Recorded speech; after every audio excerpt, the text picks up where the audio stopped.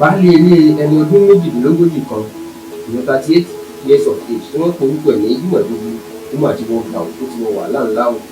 kódà tó wà látìmọ́lé àwọn ọlọ́pàá lásìkò tá à ń ṣàkóso ìyá ìyàwó Jimoh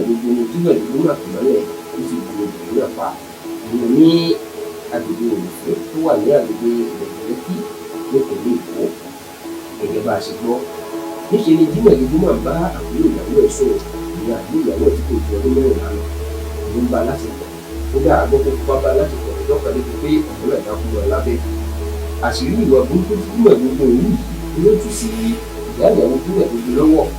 tí ìyá ìyàwó Jimoh yìí èyí ti pé òun lè fi ọ̀rọ̀ náà kó ọlọ́pàá létí wọn ní ìfọwọ́ òfin Jimoh kí àṣírí Jimoh má bàa tú ó lè má bàa di èmi tẹ̀sán ọlọ́pàá ló jẹ́ kó di ìyá náà mọ́lẹ̀ lásìkò tó kó fún ìfún ìfọ̀nlẹ̀ ó sì náà pa àsìkò tí Jimoh lu obìnrin yìí pa ọkùnrin kan tó jẹ́ ọ̀rẹ́ rẹ̀ kan pè ní sákìlì ìdáná olórí ìlú tó ti pa ìyá ìyàwó ẹ̀ sákìlì ìdáná ti pa ní ha Jimoh ìyá ìyàwó ẹ̀ ló pa ó níṣẹ́ Jimoh sáré súnmọ́ sákìlì ìdáná ẹ̀ tó fẹ́ fọ́ ọ̀bùn lẹ́nu láti jẹ́ kó má gbà sílé òun níṣẹ́ Jimoh kó ní àwọn ọ̀rẹ́ òun ó sì kó ní àpá ẹgbẹ́ Jimoh ti ní lọ́rùn ní báyìí àwọn ọlọ́pàá ti ní gbé Jimoh